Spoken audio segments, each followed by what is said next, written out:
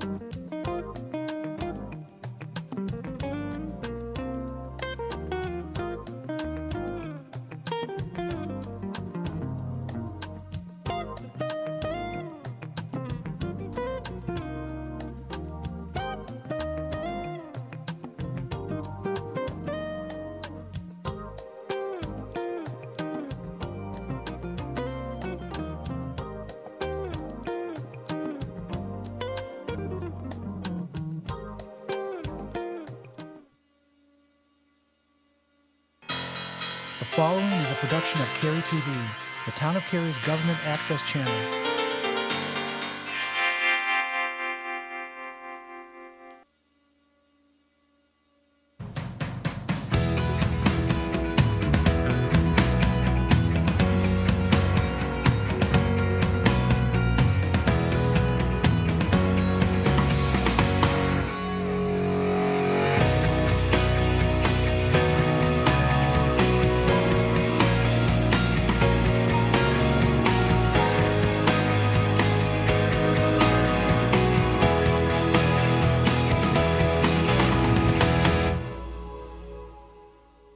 I will be hitting you up as soon as this meeting is ended.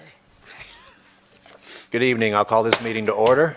As you can probably tell, Mayor Weinbrecht is not with us this evening. Out of abundance of caution, he is going to be calling in remotely tonight as he was exposed to somebody with COVID. So wants to make sure he keeps all of us safe and himself safe and all that. So is Harold on the line already? Or okay, everybody say, hey, Harold. Hey, hi, Harold. Awesome. I didn't hear him. He should be there. Confirmation he is. All right, We'll just work with making it. sure. Yeah. Cool. Awesome. Well, at this point, I will recognize Council Member Cohen Johnson for our ceremonial opening. Yes, thanks everybody for being here and for your time this evening. Please join us and stand for the Pledge of Allegiance. I pledge allegiance to the flag of the United States of America and to the republic for which it stands, one nation, under God, indivisible, with liberty and justice for all. All right. We move to the portion of the meeting where we adopt the agenda. Is there a motion to do so? So moved. There's a motion and a second. All in favor? Aye. Any opposed? Motion passes unanimously. And I believe there are no recognition reports or presentations. Okay. Tell Mayor Weinbrecht is not with us this evening. Out of abundance of caution, he is going to be calling in remotely tonight as he was exposed to somebody with Oh, COVID. he's that's we're cute. getting a Want to replay make of sure his he meeting. sees all He's of us. watching it. That's what you sound like. Harold, turn off your TV. Or mute. That was weird. You're like, who is that guy? I was like, why is Harold saying the same stuff I just said? Voice of God. Gonna be a long day. All right. All right, now we move to the public speaks out portion of our agenda. We've included instructions for the speaking at this forum on the online and printed agenda. There were 3 opportunities to participate in public speaks out through written comments, call-in, or attending in person. If you are here in person and would like to speak, please take a seat in the rows to my right with the blinding light so that we know that there are people here wanting to speak. Public speaks out, speakers have up to 3 minutes each for their comments, and speakers may speak on any town-related topic as long as it is not a public hearing. The 3-minute time limit will be enforced, and not to be rude, but to be fair to all speakers. There is a timer at the podium to help you adhere to that 3-minute time limit. And when you have 30 seconds left, the little green light will turn yellow, and when your time is up, that yellow light starts flashing red. So I thank everyone in the audience for respecting that this is a business meeting, and please do not applaud, make remarks from your seat, or anything else that might distract from the meeting. And I will now open Public Speaks Out and call on the clerk to read any written comments or call on any registered speakers.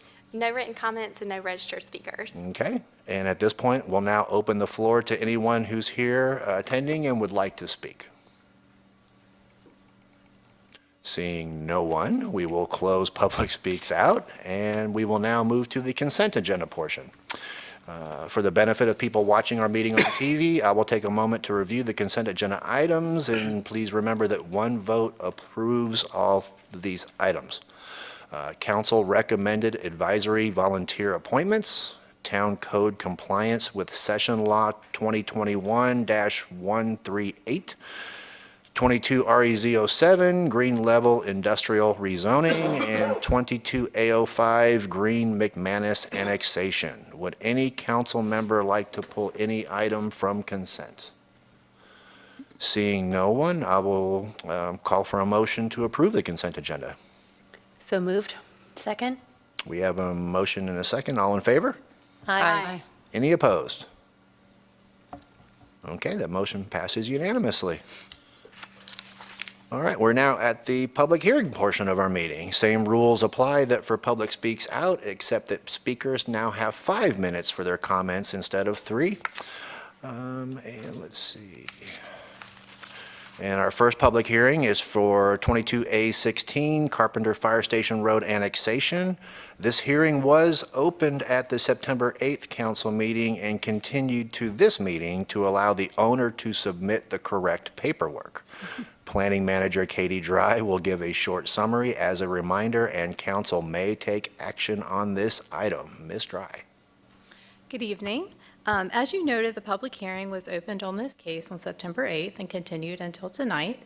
As a brief reminder, the site is a request for annexation of 14.6 acres at Carpenter Fire Station Road and Highway 55. The associated development plan for this site is in review, and the site must be annexed before the development plan may be approved. There were no public hearing speakers or comments submitted at the September 8th portion of the public hearing.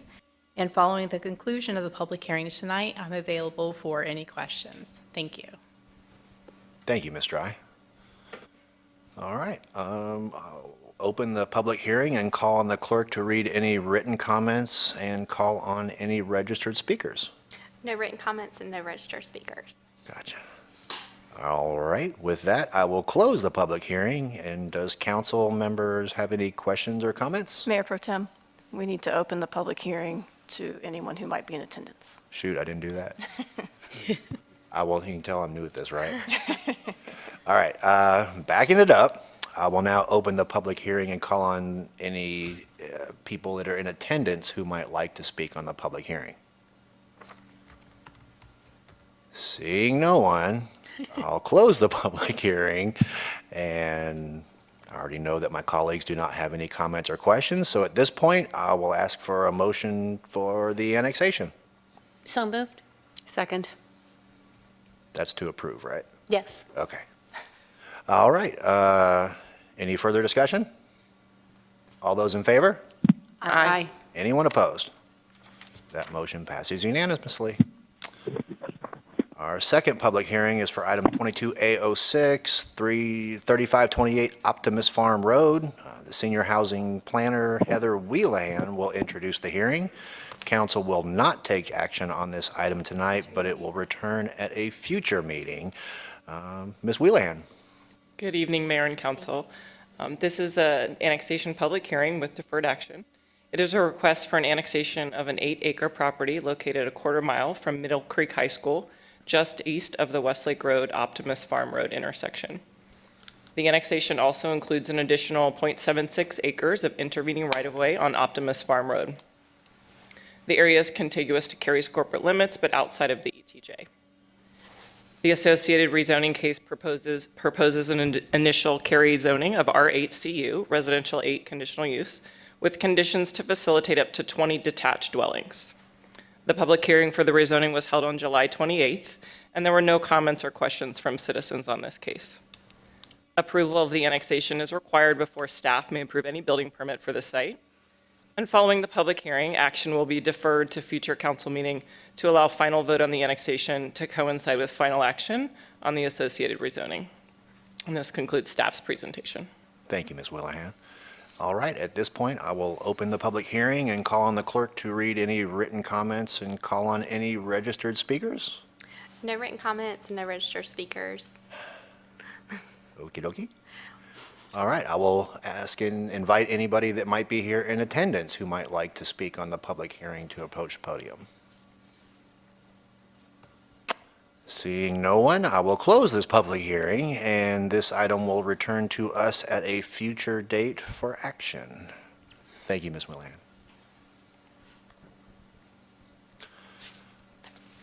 All right, our third public hearing is 22 REZ 12 Brookstone Community Association rezoning and 22A12 Brookstone Community Association annexation. Senior Planner Aaron Puckett will introduce both the items. Council will not take action on the annexation or the rezoning tonight. The rezoning will be referred to our Planning and Zoning Board, and the items will return to council at a future meeting for action. Ms. Puckett. Thank you, and good evening, council. This is a request to annex and apply initial Cary zoning to approximately 1.04 acres located along the north and south side of Louis Drive, east of its intersection with NC 55 Highway. The public hearing this evening will be for both the rezoning and annexation. Regarding the associated annexation, the site is contiguous to Cary's primary corporate limits. In this case, the annexation is needed in order to bring the intervening right-of-way into town limits, thus making it eligible for Cary maintenance at a future date. As a reminder, no action is needed on the annexation tonight. It will return to you at a future date to align with final decision on the rezoning. The site consists of one unaddressed parcel, which runs along both the north and south side of Louis Drive, adjacent to its intersection with NC 55. The parcel was purchased by the developer of Brookstone, the subdivision to the east of this site, in the 1990s to provide required access to NC 55, but it was not annexed into Cary at that time. The landscape strips were later turned over to the Brookstone Community Association. During consideration of previous rezoning cases in the area, including the 20 REZ 08 rezoning, which was approved in November 2021 for a mixed residential neighborhood, residents of Brookstone expressed concerns about the maintenance of this westernmost segment of Louis Drive, which is currently maintained by NCDOT. In order for Cary to take over maintenance of this street segment, it would first need to be annexed into town limits, and Cary is unable to annex right-of-way except as intervening area when property on either side is brought into Cary's limits. If annexed, the segment would be eligible for a future street swap with NCDOT. According to Cary's GIS, there are no stream buffers impacting the property. Louis Drive is designated as a collector street on Cary's transportation plan with a future 2-lane cross-section with sidewalk on both sides. The Parks, Recreation, and Cultural Resources Master Plan does not propose any parks or greenways in the immediate vicinity. The site is currently in Wake County and is zoned Highway District, or HD. And the applicant proposes a Cary zoning of resource recreation, or RR. As the request is for a general use zoning district, there are no zoning conditions associated with this request. A preliminary analysis of the request against the Imagine Cary Community Plan finds that policies in the Shape, Serve, and Move chapters apply most directly. A zoning of resource recreation, along with the shallow depth and small area of this site, would limit the use of the property. It is unlikely the property could be developed for anything other than its current use as landscaped open space. This would help to maintain transitions to properties to the north and south, as well as maintain the attractive appearance along this portion of Louis Drive. Preserving these landscape strips in RR zoning could also address serve policies related to the preservation of open space and tree canopy. As mentioned earlier, the rezoning and annexation of the property into Cary's limits would make the adjoining right-of-way eligible for a future street swap with NCDOT, which could help provide consistency and maintenance of the whole of Louis Drive, thus tangentially addressing the move policy to ensure a well-maintained system. This segment of Louis Drive is one of a list of several streets under consideration for a potential swap with NCDOT that would come before council at a future date, likely next year. The site is designated traditional neighborhood on the Future Growth Framework map. This designation supports the provision of common open space associated with residential subdivisions. A virtual neighborhood meeting was held in August. No citizens participated in the meeting, and staff has not received any calls or emails since that meeting. Staff mailed public hearing notification to property owners within 800 feet of the subject site. This exceeds the state's requirement to notify abutting properties and Cary's LDO requirement to notify properties within 100 feet of the site. This concludes my presentation. The applicant's representative, Randy Herman, is here tonight to provide the applicant's comments, and following the public hearing, I'm available for your questions. Thank you. We'll invite the applicant's representative forward.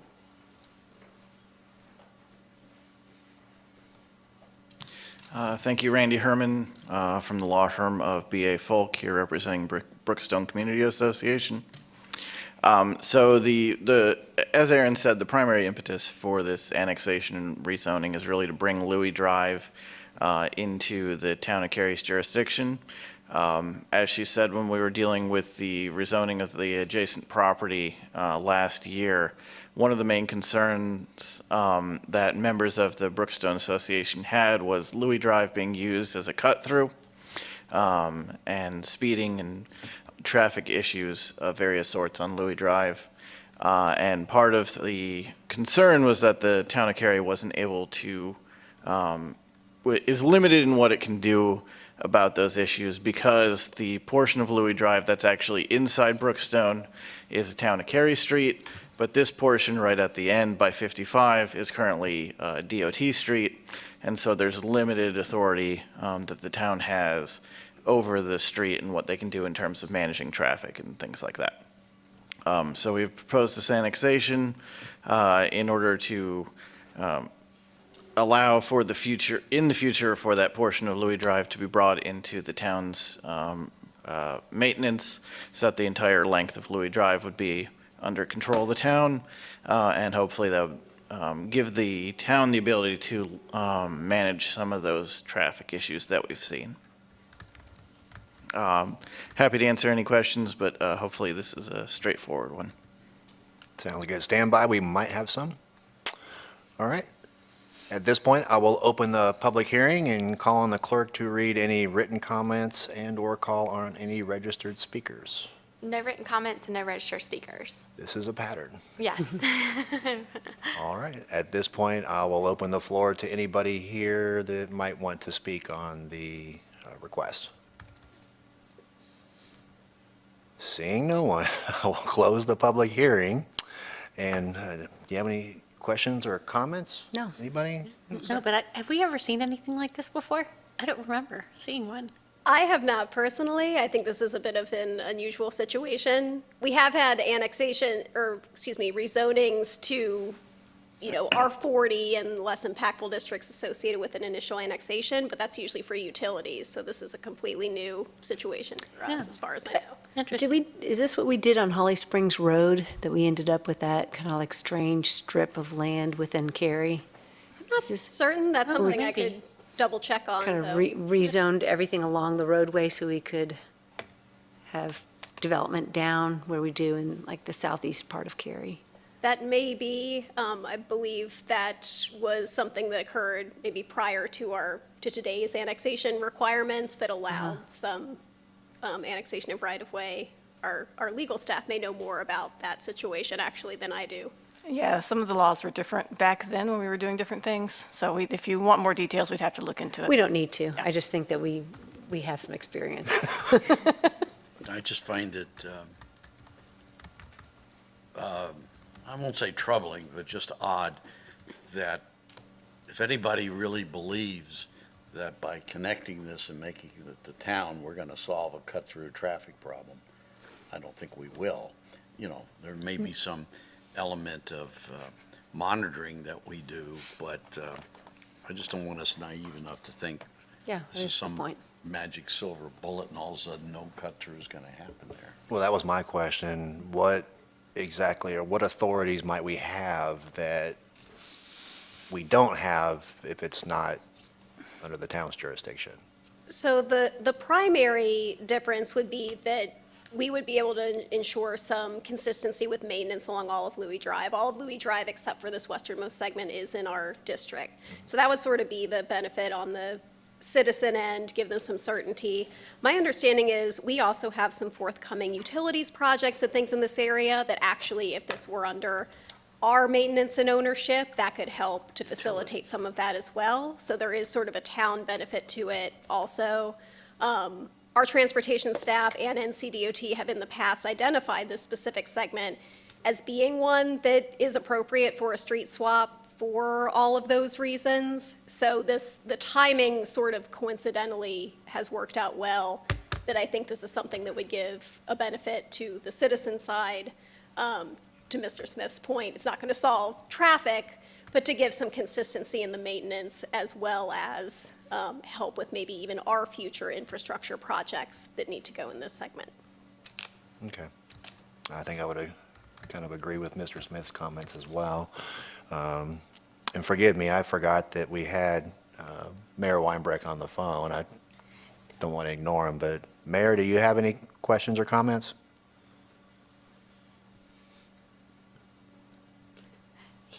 He is able to unmute himself if he does. Okay. So he will interrupt us. Okay. I just didn't want him to think we forgot about him, even though I kind of did. Any other questions or comments? All right. This will come back to us at a future meeting. Thank you, Ms. Puckett. Thank you. All right. Let's see. And our next public hearing is for item 22A14, Swift Creek Elementary School annexation. Senior Planner Heather Wheelahan will introduce the hearing, and council will not take action on this item tonight, but it will return at a future meeting for action. Ms. Wheelahan. Yes, good evening again. This is also a public hearing for an annexation. This is a little bit of an unusual case, though. And as you may recognize, this is Swift Creek Elementary School on Tryon Road. Swift Creek Elementary was originally built in 1930, and Wake County Public Schools has added on and renovated various parts of the building and rebuilt over the years. At this time, they are ready to completely redesign and rebuild the school. So this annexation and the associated rezoning request, which you'll see later, will allow both school properties to access Cary water and sewer. So in terms of the annexation, the area is contiguous to Cary's corporate limits and within the ETJ.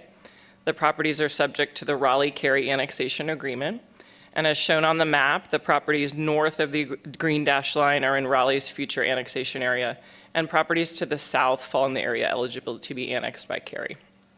And as required by this interlocal agreement, We have notified Raleigh of this petition. The associated rezoning case filed by Wake County Public Schools proposes the office and institutional conditional use zoning district with conditions to facilitate the rebuilding of Swift Creek Elementary School on the western site and additional Wake County school facilities on the eastern site. The public hearing for the rezoning has not yet been scheduled. Approval of the annexation is required before staff may approve any development plan for this site. Following the public hearing, action will be deferred to a future council meeting to allow final vote on the annexation to coincide with the final action on the associated rezoning. This concludes staff's presentation, and my understanding is that a representative or representatives from Wake County Public Schools are here tonight. So following the applicant's comments and the public hearing, I'm available for any questions. Thank you, Ms. Wheelahan. And I will invite the applicant's representative to the podium.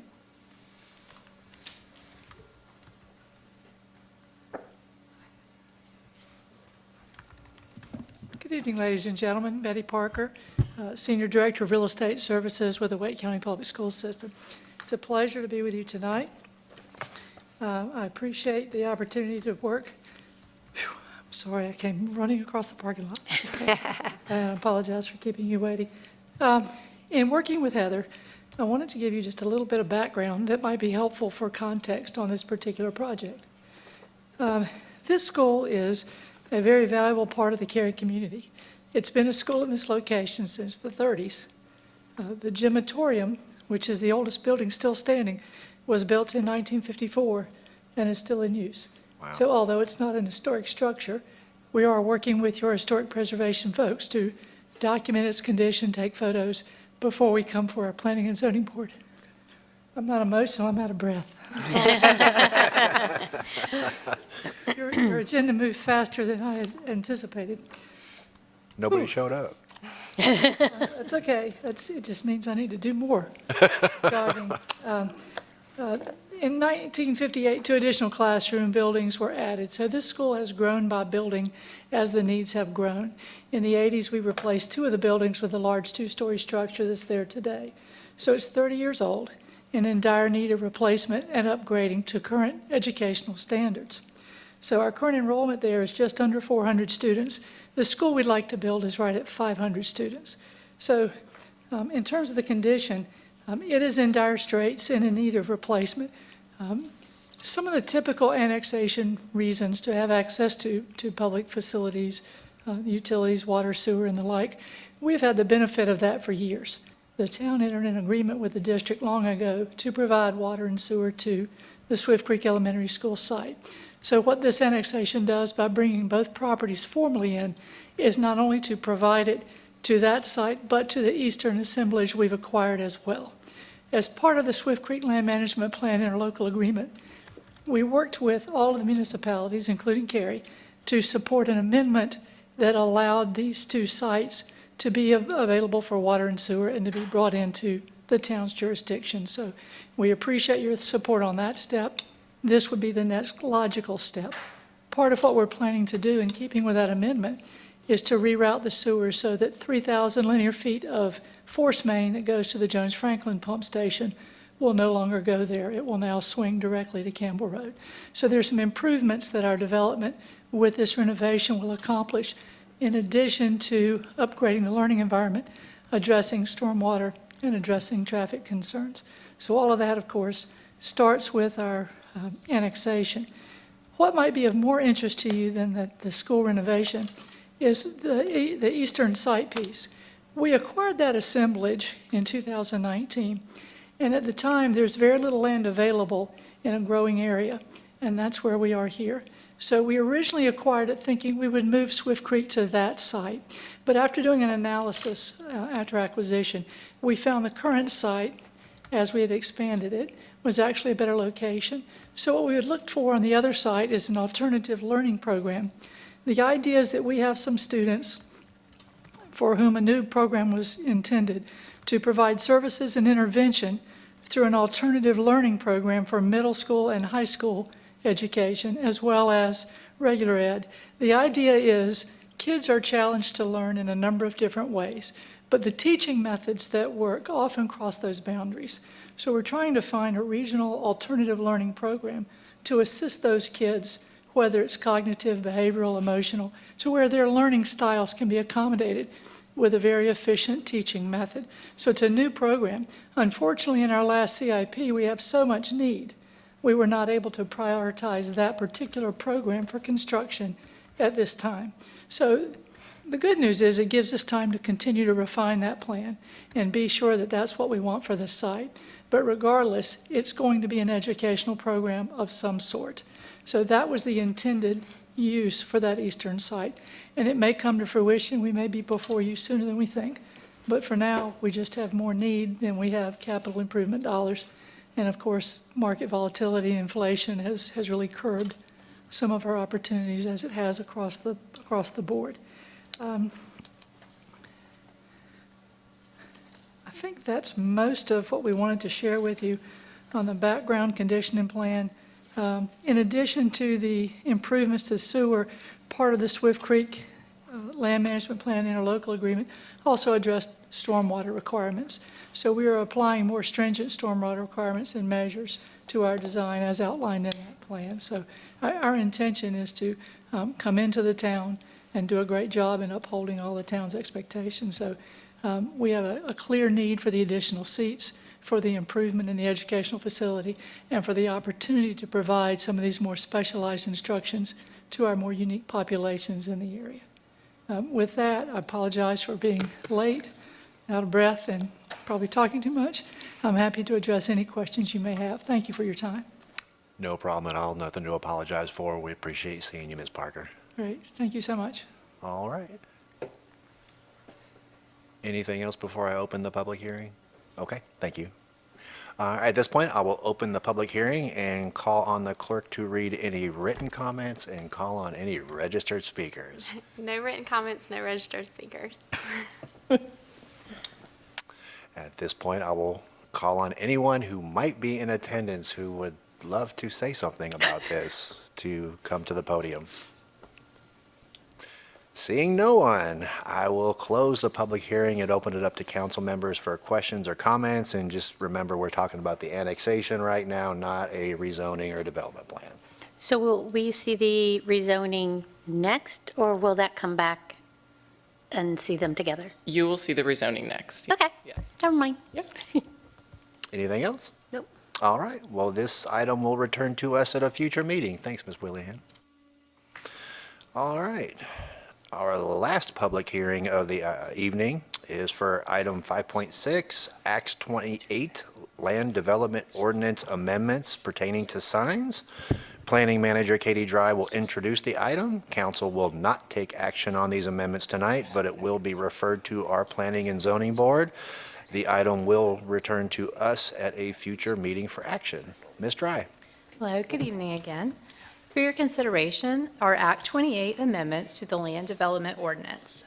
These amendments fall into the incremental change supporting major plan initiative category, as well as the process improvement and technical clarifications category.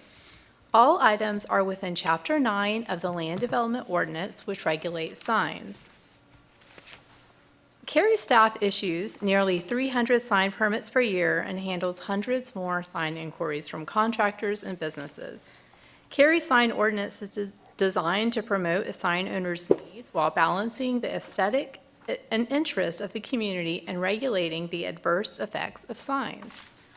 Act 28 proposes amendments to Cary's sign ordinance in two areas. Item A is amendments to regulating signage for mixed-use buildings. And item B is process improvements and clarifications to the existing sign ordinance. The Imagine Cary plan maintains and enhances core qualities that make Cary an attractive and inviting community, while also providing strategic opportunities for developments where residents can live, work, and play within vibrant environments. Cary's vision establishes that higher density and mixed-use developments will be located within destination centers, commercial mixed-use centers, and Cary's town center is designated in the Cary and the future growth framework map within the Cary Community Plan. Examples of recent mixed-use developments include Fenton, Meridian, and the One Walker, One Walnut development downtown. Cary's sign ordinance requires an update to its standards to permit signage for mixed-use buildings. In this example, Cary's regulations allow building signage based on the linear frontage of a building or a tenant space. So the size of this sign is established based on the length of the linear frontage. This approach for regulating signs works well for single-story developments, but presents a challenge when applying regulations to upper stories of vertically mixed-use buildings. In this example to the right, ground floor tenants would be permitted to have signs, however, upper floor tenants would not. The proposed changes for vertically mixed-use buildings would allow one wall sign per facade along upper level floors, in addition to those already permitted for the ground floor tenant signage.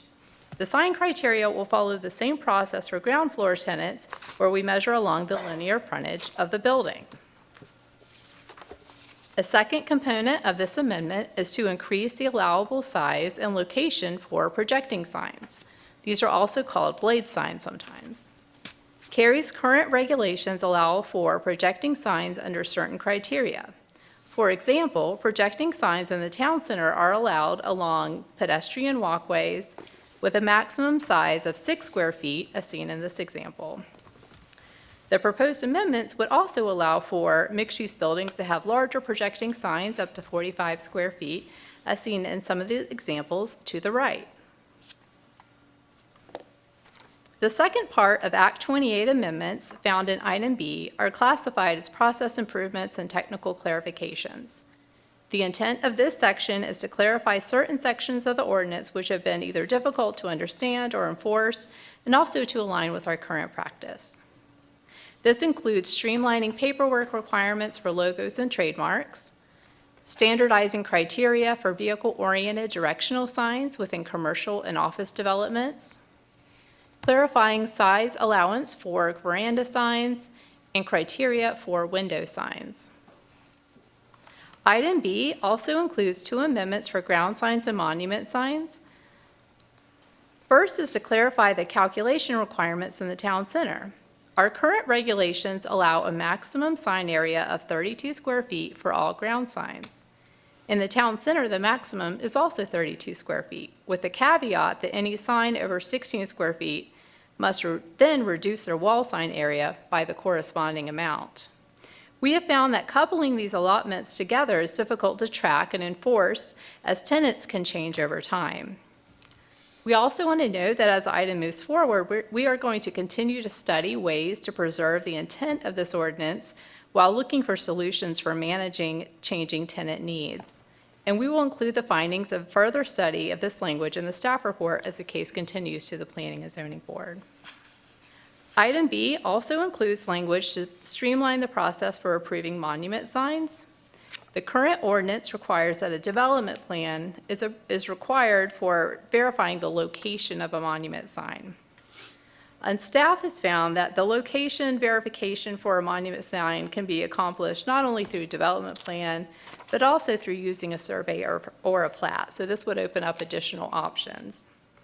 We do want to note that all other sign criteria will remain in effect for monument signs, meaning that staff will continue to review the height, materials, font, color, lighting, landscaping, as well as other items as currently required in the land development ordinance.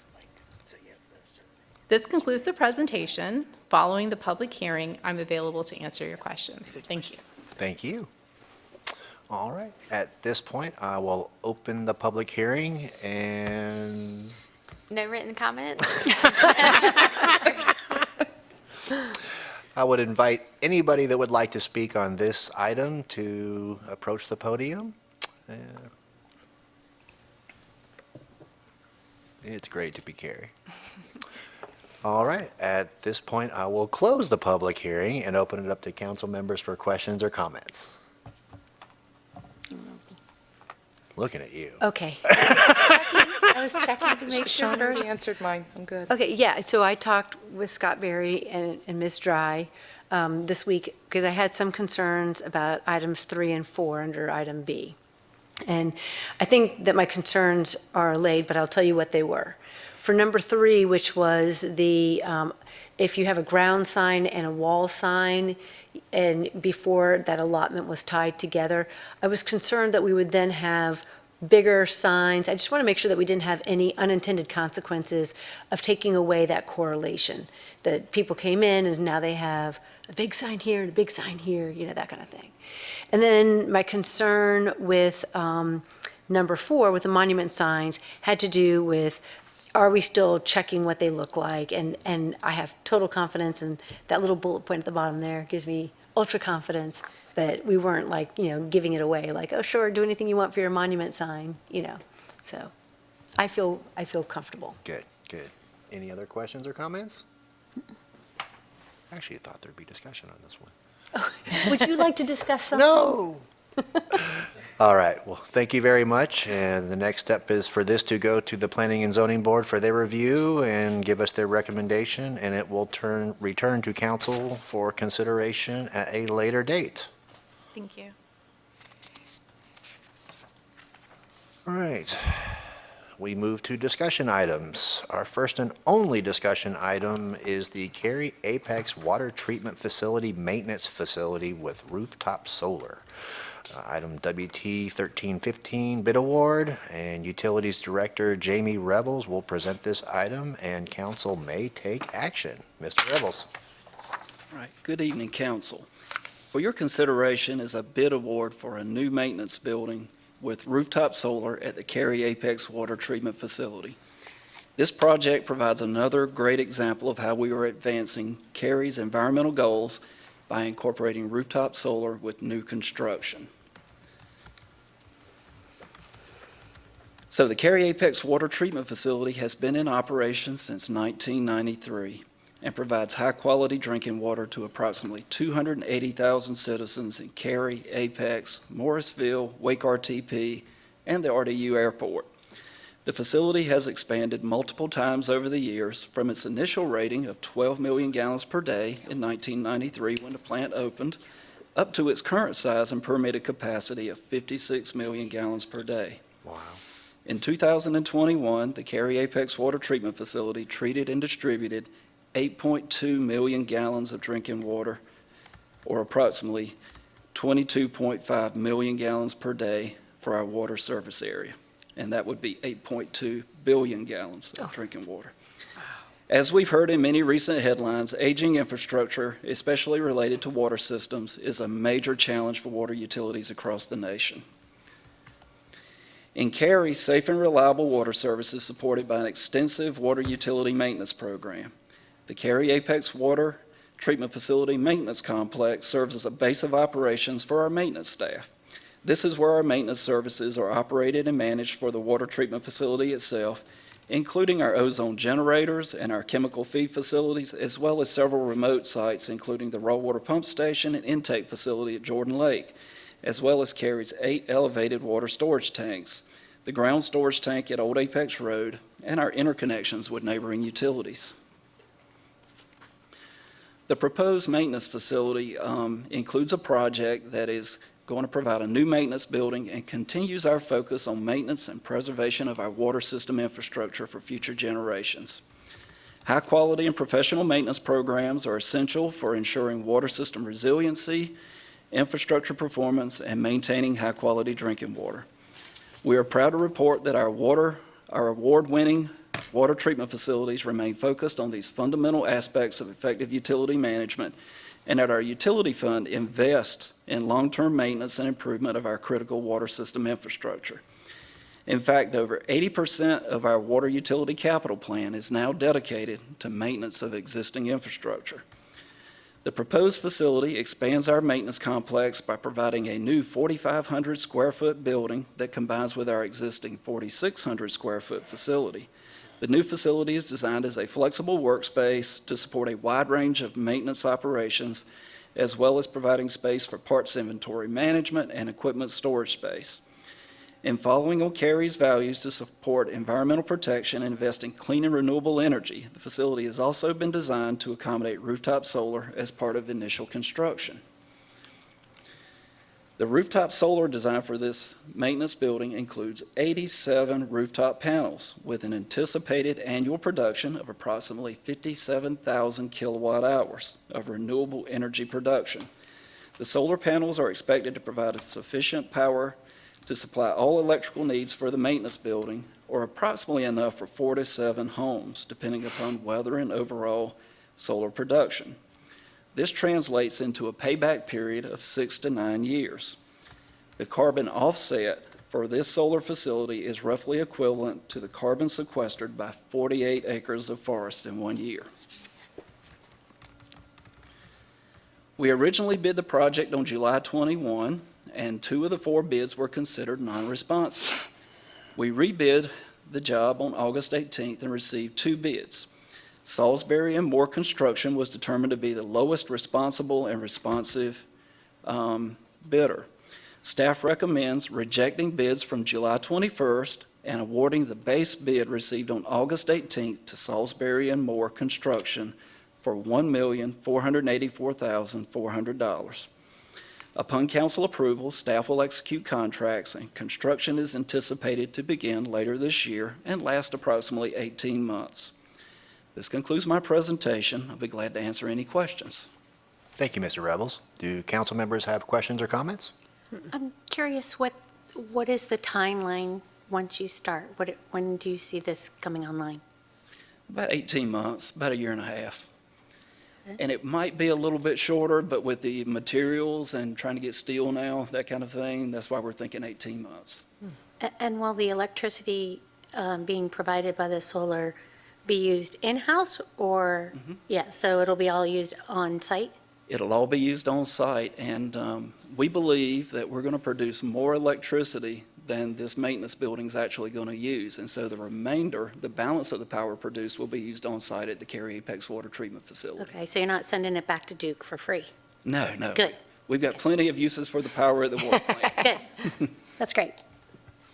Can you clarify that you are not going to be, it's not a net metering situation? There's on-site storage, battery? Well, no, we have a lot of other electrical demands, even within the adjacent maintenance building, the 4,600 square foot building. So whatever power is not used by the new maintenance building, it'll just carry over and get used elsewhere. So it's not stored, it's not consumed at production? Yes. Okay. Thank you. I'm just curious, what's the additional cost comparing the solar rooftop versus the traditional rooftop? Like, what additional cost it is to install solar? It's about $90,000.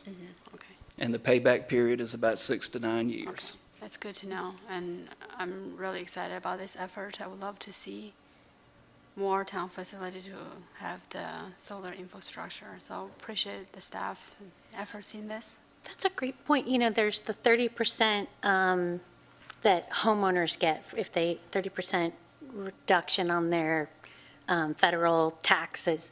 Does the municipality get any of that? Do we also get to use that? Part of the payback period includes, the calculation includes $24,000 in credits that we would receive from Duke Energy. Great, that's awesome. And then we're also tracking some additional possibilities through the Inflation Reduction Act. Great. That may help cover some of our construction, which was not covered in the payback period calculation. Jamie, with all the federal grants that are coming down, are there any that are going to municipalities for the construction of renewable energy projects? Well, the one that we're tracking right now is the Inflation Reduction Act, and that was just signed, I think, in August. So that's one that we're going to watch very carefully and see what opportunities are available for us there. The good thing about this project, it's shovel-ready. It's ready to go. So that's something that we and our consultants are going to watch very carefully. And since we're right out of the gate on this one, if there's any opportunities, we'll be able to take advantage of them. Okay. Just curious, was cost a factor as far as not having battery storage and stuff on site? I'm just, thinking, okay, cloudy, stormy days, y'all need to do maintenance stuff at night, Yeah, there's just so much demand for power on the water treatment facility site that, any power that we produce beyond what the maintenance facility requires, it gets used up instantly. So, Right, but what if the maintenance facility needs power and it's nighttime or it's storm? yeah, so, and we've got plenty of other power feeds at the facility to make up the difference there. Okay. And was that factored into the calculations for the ORI? I mean, I see 6 to 9 years, so I kind of figure that, Yeah. No, well, there was no battery storage or anything like that calculated in. If we had added battery storage, that would have made the payback period longer. okay. What's the lifespan on the panels? They're about 30 years. Oh, wow. That's what we're seeing. Even the ones at South Cary that we've just purchased, those are about 30 years. They were really high quality when they went in. These will be real, high quality, brand new panels, and the industry standard right now that we're seeing is about 30 years design life. It looks like it's a 400 or 435 kilowatt per panel. Looks like you guys have of course I had to do the math. So you have quite a bit, because for my house, I have 36 panels. And it does, on a cloudy day, about 96% of my electricity usage. So it should do pretty well for that. Yeah, and I would add too, this is a really great learning experience for us because this is a brand-new facility. We're bringing in the rooftop solar from the initial construction, so we can make sure the roof is designed just right to be able to accommodate the rooftop panels. No trees Make sure to there's no block it. warranty issues. We can make sure all the power feeds are, designed just the way they need to be. So, this is a really golden opportunity with it being a brand-new construction site. It'd be great to see a case study on this as you guys do this, to see what lessons learned we have and what it would look like to retrofit other areas as it goes on. I'm Yeah, really excited. Also, just to be clear, this was inspired by the council. So without the council's conversations over the last year, I can assure you we would have been building an asphalt roof. So, I think that's important, and it's you lead us too, so. Okay. Any plans to retrofit the existing maintenance facility building? We've looked into that in the past, and I think this is one of those cases where we'll see how it goes with the new ones. And one of the things that we've been concerned about with some of our plant facilities is if we go back and retrofit, we would impact the warranty of the current roof structures. Wow. And so I think the maintenance building at the water plant is about 20 years old. So it's probably old enough that we could go back and retrofit it at some point. Another factor to consider is the way the new building is laid out. It's got the best southern exposure to get the most solar.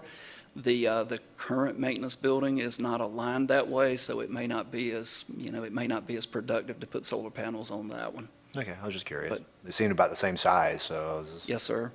That's something that as we get some more experience with it and see some of these panels go in on our roofs and just make sure it all works right, we don't have leaks in the roof and that kind of thing, just because when you retrofit an older building, there's more things to consider in that regard. And so we just want to make sure we maintain the structural integrity of the building.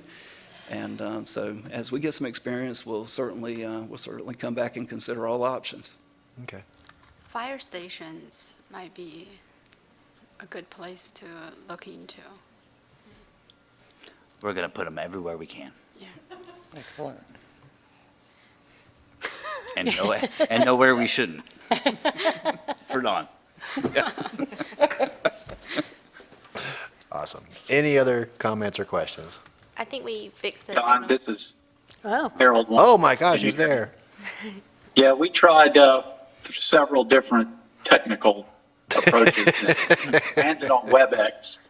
I just wanted to know you to know that I'm here, and I think this is fascinating, and I do look forward to having future projects with solar. So thank you. Absolutely. Thank you, Mayor. All right. Well, no further comments or questions. I would be happy to entertain a motion. Make a motion to approve. I'll second. All right. We have a motion and a second. All in favor? Aye. Any opposed? That passes unanimously. Thank you, Mr. Revels. Thank you, council. All right. Any closed session? No closed session? All right, as there is no additional business before us tonight, I will adjourn the meeting. Thank you all very much. Thank you.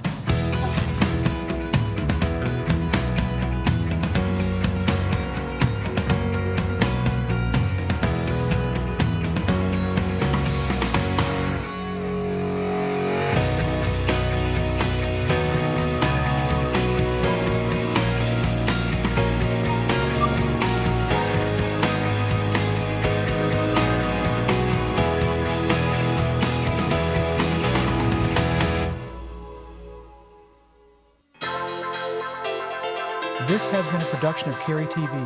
Visit the Town of Cary's website at townofcary.org.